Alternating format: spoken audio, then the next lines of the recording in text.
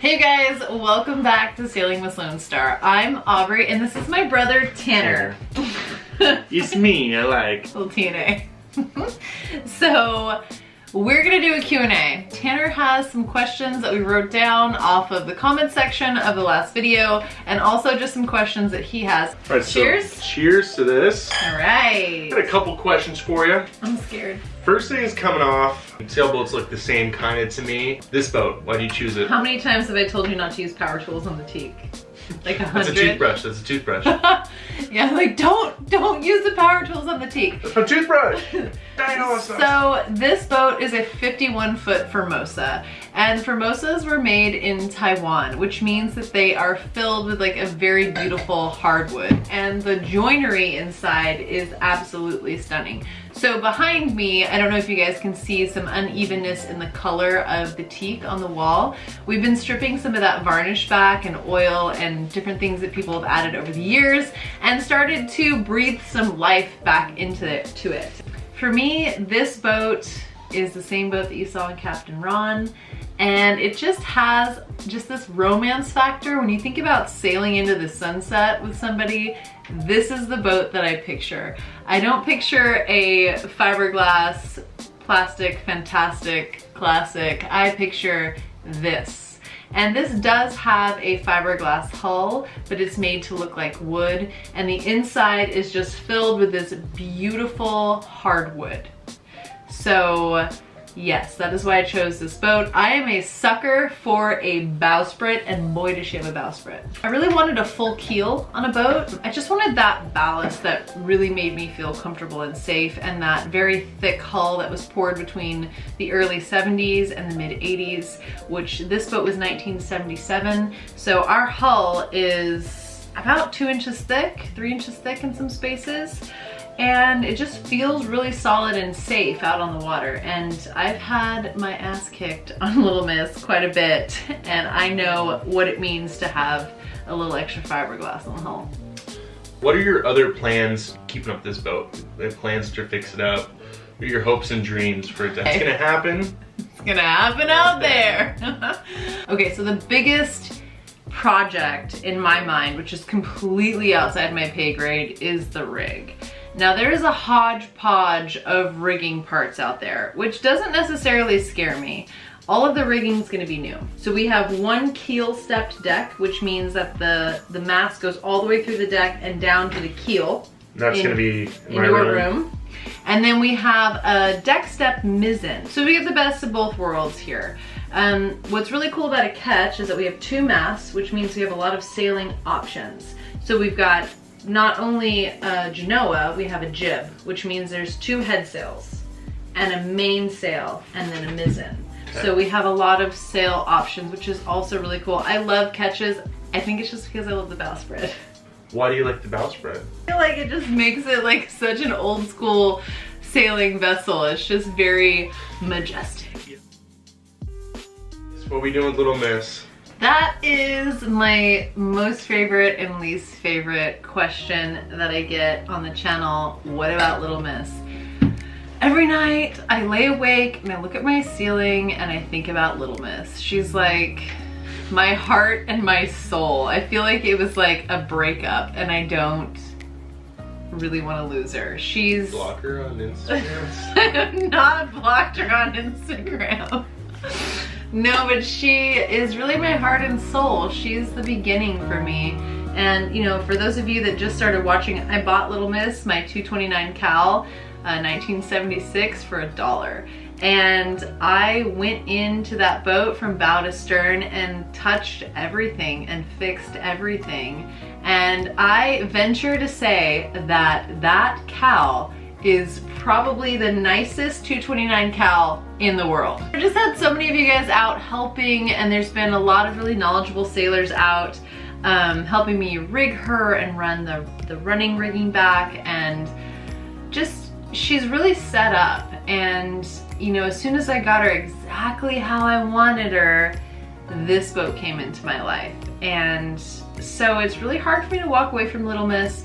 I was in talks with a girlfriend to sell her to my girlfriend, and she ended up going with a different boat, a little bit bigger of a boat. I think I'd be willing to sell her to the right person, but at this point, I just don't know who that would be yet. She's way over improved for what she's, you know, worth. There's, you know, 600 watts of solar, a brand new tower from Atlantic Towers. I mean, we have a brand new outboard engine. Thank you guys so much on Patreon for that. There's just a lot of stuff, and all of the varnish is new and the paint is new. I mean, just pretty much put new in front of everything. That boat is so amazing. So there's a piece of me that wants to hang on to her, keep her on the East Coast, sail to Bahamas. But the other side of me is like, is that really feasible with a brother and and with a Sorrel and with a Bianca and with a Blake and with the Atlas and with a Freya? I don't think so. I think we're gonna be like a little, what are those little clown cars? Little tiny Hondas. Yeah, everyone pops out and when we drop the anchor. Yeah, so I don't know. I mean, you know, eventually the kids will be grown. Freya's gonna, you know, expire in probably 10 years and it'll be me and Atlas, all grouchy. Maybe I wanna sail that boat. I don't know. If the right person came along, I might let her go, but at this point, Little Miss has a big piece of my heart. I did see a comment that said, what makes this a pirate ship? Clearly the pirates. It just has those lines, it has the bowsprit, it has the 2 masts. Do I wish it was a schooner? Yes, I do wish it was a schooner, absolutely. And if I do have to dress up in a pirate uniform, I'm down. He's gonna wear the red Speedo and the eye patch to be Captain Ron. I'm gonna be Kitty, it's gonna be great. I watched that movie for the first time, it was such a great movie. We were like watching it like once You're like, every you can't get on this boat unless you watch Captain Ron. I know, that's what I was saying. People are like, have you seen Captain Ron? I'm like, no. Also, the float plan. The main plan is we're gonna get the rig up, which is a huge undertaking. We have some great people helping us. I'm gonna introduce you guys to those guys in the weeks to come. We're gonna get this boat into the water and we're gonna shake her down. We are in Washington State. So winter is coming, my friend, and I have, this is my like thickest long sleeve. I have 2 pairs of jeans and 4 sweaters and it's time to leave. So we're gonna head down to Long Beach where our parents are. They have a big boat down there. And from there, we're kind of flipping a coin on Hawaii or Mexico. I don't know. So with the dog and the bird, I know that's gonna be a line of questioning. Birds are actually easier in Hawaii than dogs and vice versa in Mexico. So we'll be working with Customs and Immigration to see where we can go with them. And we'll kind of decide depending on the critters. I know you guys say that it's a terrible idea to sail with pets, but I grew up on the farm. Yeah, we with do this have a guy. lot of stuff.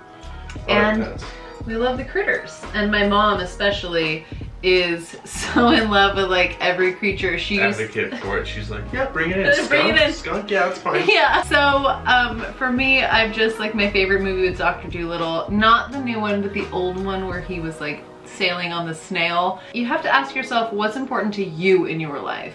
And what's important to me is the energy and the love and the excitement and the wonder that animals bring. And then second is kind of people. So I'm just happy to be out here in the water and have my critters. And if we can't go to Hawaii, we'll just sail on to Tonga. I know you guys are gonna be like, your keys are gonna be on fire. You can't do that without stopping. Well, we'll fly the Q flag. We really love our animals. And you know what, life's just about having a good time. So plans change and they're liquid and that's what makes life super beautiful. I also saw a comment is the maintenance. What I could say is no, I didn't know, I don't really know half the stuff coming on to this boat. I thought it was gonna be kind of a walk in the park, but do you know the maintenance? I mean, could yes. you? I mean, yes. Little Miss, you can get away with about 2 hours a day of maintenance. On this boat, we spend about 6, but you gotta pay to play. And if you know how to do a lot of things, which I've learned over the last 6 years, you can do it less expensively. So we're not paying people to do things, we're doing them ourselves. And you know, stuff takes time. There's 2-part epoxy on the teacup there, and I thought it was Epiphane's varnish. So the folks will... So hard. I know, I know. So we're doing several hours of sanding on the deck a day. It's just kind of part of it. Nothing in life is free. And so we put in this hard work and this labor every day. And at the end of the day, we're super thankful. We have our glass of wine and we laugh and everything's good. I think people look at hard work as a negative thing sometimes, and it's really not. I really enjoy it. It doesn't seem like a chore to me. I like varnishing, I like sanding, I like running wire, I'm learning mechanics. I really do enjoy it. And yes, after living aboard for, this is my 6th year now, I really have a deep understanding of what it takes to live on the water. The ocean is constantly trying to eat your home, and you're just every day trying to undo that. And so that's just how it is. And when I'm much, much older, maybe I'll let that teeth go gray. I don't know. But yeah, that's my answer. So are you excited to get on the water? I know I am, especially the West Coast. What are you gonna do when you're gonna sail down to Long Beach? Have you had any experience coming on these waters? I have no experience on the West Coast. Even though I was born and raised here, I have never sailed here. All I think of is like frigid water and white sharks. So we have a lot of friends in the sailing community, and we have a captain coming out that's gonna help me captain the boat. I take being a captain of a vessel very, very seriously, and I take the safety of my crew very, very seriously. So if something that I'm not comfortable with or I feel like is outside of my qualification, I will reach out to people that have more experience so that they can help me keep my crew really safe. You want as many knowledgeable people around you to lift you up as possible. So that's what we're gonna do on the way down the West Coast. Also leaving in kind of a less desirable time of the year, and we're gonna be pushing the limits with the riggers. Get her done. Get her done. Oh, next question. Okay, so captain's license wasn't too bad to get. That's kind of like... Correction. It was difficult. I tip my hat to all of you out there that have your captain's license. It was not easy. It's definitely doable. If I can do it, you can do it. But it was definitely more difficult than what I expected. He's got his notebook out. Money, money, money, money. So a lot of you have been asking, how did I afford this boat? Did we go over that? Okay. How did I afford this boat? I financed this boat. I have been flipping boats behind the scenes for a couple of years now. Patreon's been amazing, and it's been paying for my expenses and creating these videos, and I've been saving. So I have been able to save up, work on my credit, and buy this boat owner finance. So I am very thankful to have done that. Okay, what are you gonna do to the boat? Top of my list is a water maker, likely generator. Obviously we're putting up a new rig, some new instruments. This is my retirement plan. A lot of people say they're gonna sail into the sunset when they retire. Well, I'm going to put all of my efforts and time and money and love into this boat.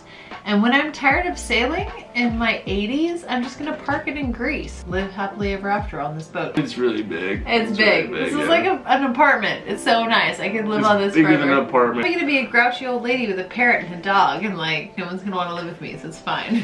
So you sailed on a lot of different boats. You met a lot of different captains. What was the maintenance you had to do on a tall ship? It's a lot of work. It's a lot of work, but it's very, very beautiful. I sailed on Spirit and Liberty Clipper and Fritha, a lot of different boats, and there is so much beauty and so much labor that goes into them. I think the tradition of sailing and sailors is something really worth keeping alive, and that's kind of where my heart is in the sailing world for sure. So we'll be doing some of those things. I would like to get a cannon on this boat. We're gonna use the thing. It's not gonna be a fake one. Sundowner. And your boat sink. No, we're gonna use blanks. It's gonna be fine. Everything's fine.